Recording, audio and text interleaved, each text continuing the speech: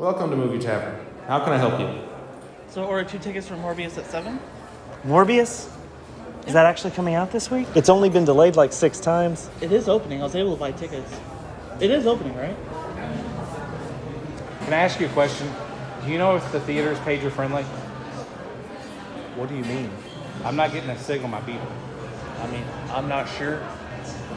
Is there a payphone bank? You know, a bunch of phones? Business. I'm sure one of your friends has a cell phone. That'll work. Okay then. MORBIUS!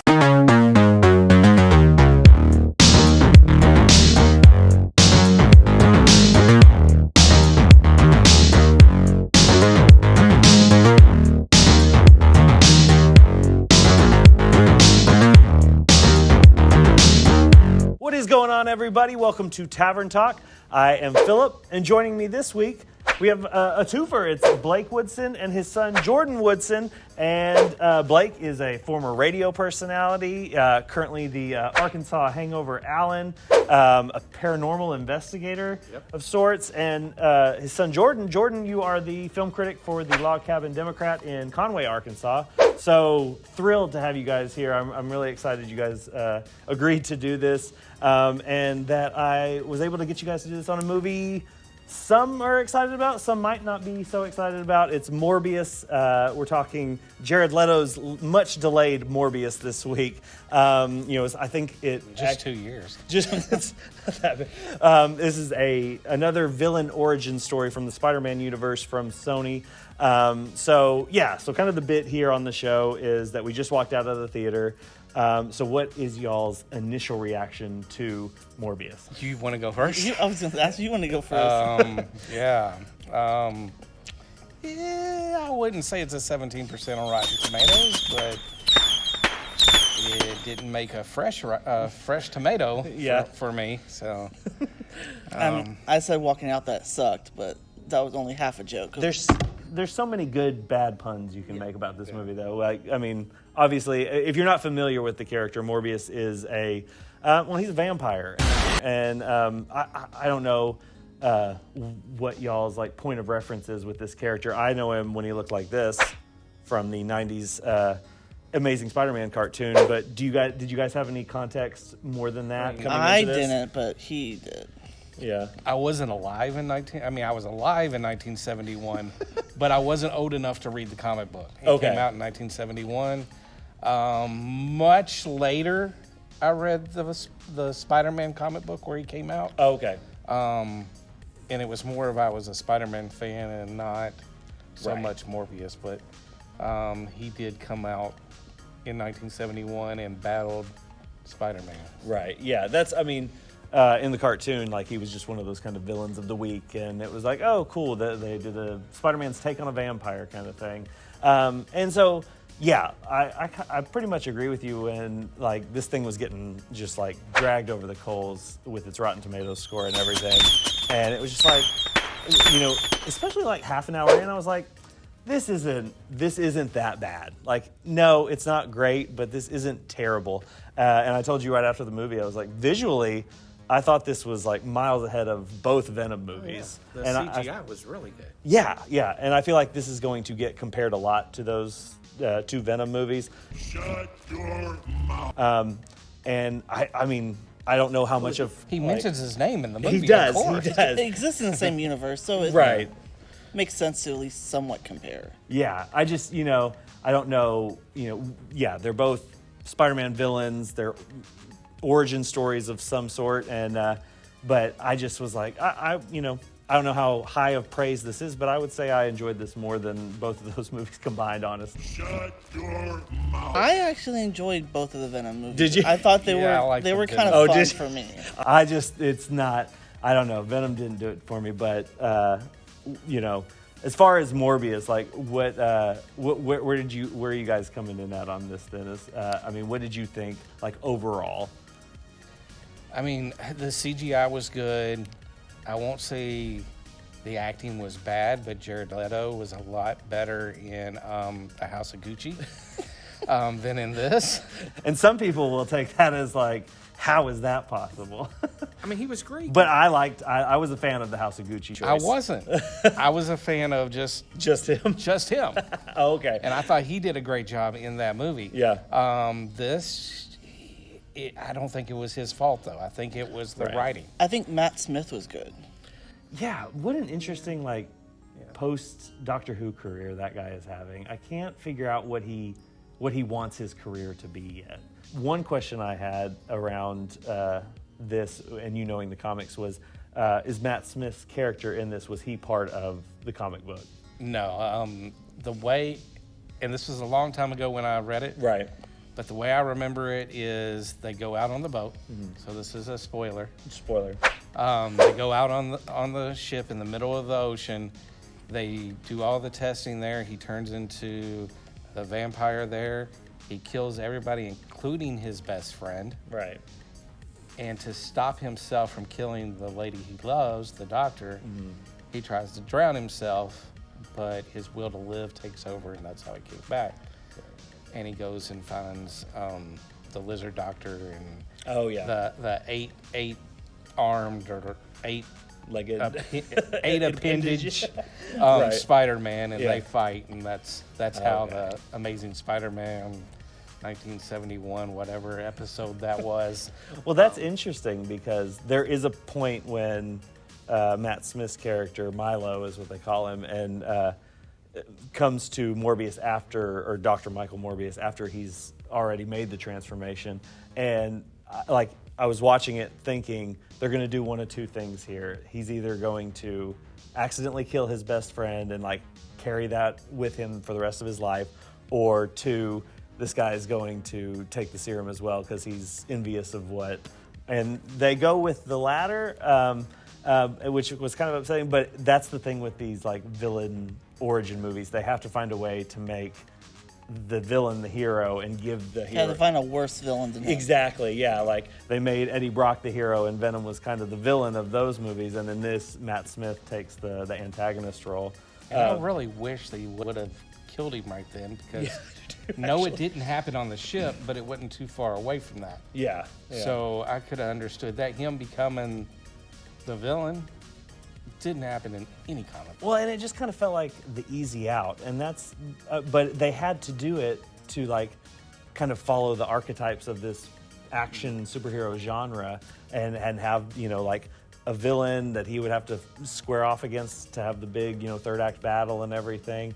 And that's, like I was saying, it's the weird thing about these villain origin stories is they don't always adhere to those superhero standards that you expect, and so they're kind of just more about the character studies almost. I should mention this was directed by Daniel Espinosa. He did Life back in 2017, which I really liked. Life and Safe House, I think, was the other kind of bigger one he did. I haven't seen Safe House, but I've seen Life. Yeah. And it was, I mean, for a creature feature, monster type movie in space. I thought it was pretty good. I mean, it was kind of a Venom prequel in a way. That was the word on the street. I forgot about that. That's true. Maybe that's why he got hired for this. And I mean, I should mention that. We've mentioned Matt Smith and Jared Leto, obviously, but you've got Jared Harris here. Tyrese and Al Madrigal are maybe the two most TV movie detectives I've ever seen. Well, since we're sitting in F7, F8, and F9. I like the way that sounds. What you got in mind? True. I don't think Tyrese did a very good job. You need to go to hell. No, that's what I mean. He was very the straight, serious cop. And it was. It was the other guy that was the wisecracking jokester. It was totally reversed bringing in to those the two. Holy water to the interrogation. Yeah, no, I was surprised by how just serious Tyrese was playing it the whole time. And then Adrienne Arjona, who would you say she was in? 600 Grams. I still haven't watched that, by the way. I mean, you're not really missing much. He hated it. I liked it. I need to. Well, we were talking about it a couple weeks back with the Adam Project and the other Ryan Reynolds Netflix movie. What was it? But yeah, I need to catch up on that. But she plays kind of the love interest. Ryan Reynolds, for me, I even like the Green Lantern. So, that's why I like 600 Grams. Yeah. It could be terrible, like you said.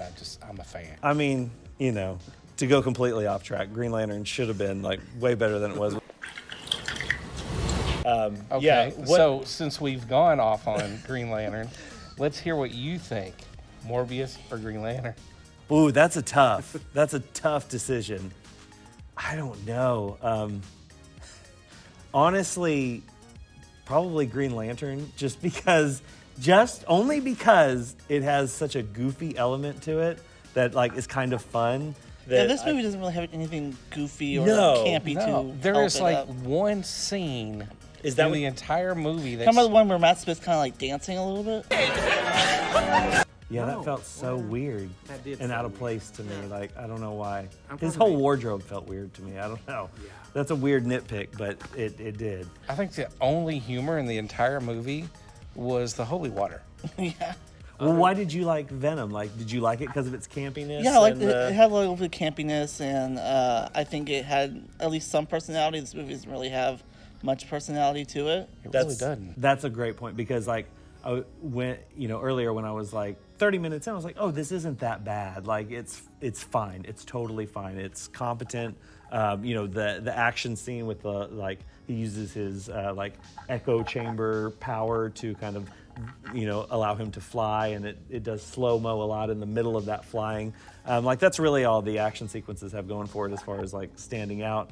But I was like, this is fine, but it's also like it feels like we've seen it all before in some form or fashion, and so it doesn't really register as anything at all. It's just kind of like, I will literally probably forget 85% of this by the time I get home. Definitely will. Yeah. Definitely will. And what I hate about it is I feel the writing was the worst part of it. Yeah. Yeah. They had 2 years. 2 years. And- They and- could have rewrote. Surely they saw the movie. Well, and how many like different comic book runs have featured this character? I have no idea, but I'm just saying, like, you certainly have a wealth of like material to draw from here. Yeah. Last topic we'll hit here real quick is how.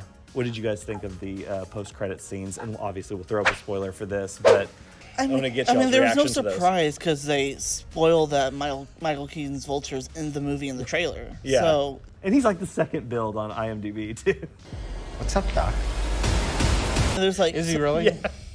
So there's no surprise there, and then it's just like, That second little teaser in the middle of the credits is like, it's not even Michael Keaton. You've just got a little bit of voiceover there that he did in, an hour, and it was just like that whole scene could have been done yesterday, and they just put totally.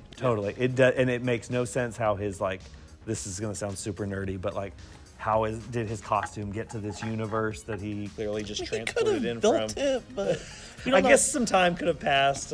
Morbius had time to go to the car lot and pick out a car and everything, or maybe was a he nice just jacked car. it. It was a nice car, yeah. Good product At first, placement. I thought we were seeing F10, but Tyrese was yeah, segueing into. he finally did something in the movie. You need to go to hell. That's fantastic. Well, that's as good a note to end on as any. And so here on Tavern Talk, how we like to kind of wrap things up is out of 5-star rating. And obviously, this is your initial reaction rating to this movie. But what would your star rating be for Morbius? Who's going first? 1.5. Oh, 2/2.5. okay. No, I was going to go, I'm right in the middle of you guys. I was going to give it a solid 2. Like, it's not bad, but it's not, I don't even know that I'd say it's good. It's totally fine, but it's completely forgettable. And I just don't know What are we what this talking is. about? Exactly. I don't know what this is going to add to the universe overall, whatever universe it's I set actually think it's not. I don't think. No, that's- After the performance of this movie, when people see it, in. One and done. Yeah, One and it's done. done. Yeah. And you know what? It won't matter. yeah, It will never exactly. Poor Jared, though.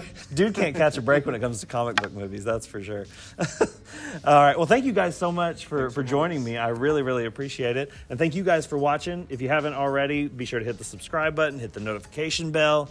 That way you get a notification every time we upload a new review, which we try to do every week. We try to review the biggest release of the week here at the Movie Tavern. I want to say thank you to the Movie Tavern as well for letting us see the movies here, shoot the show in their theaters. But thank you guys, and we'll talk to you next week. Peace.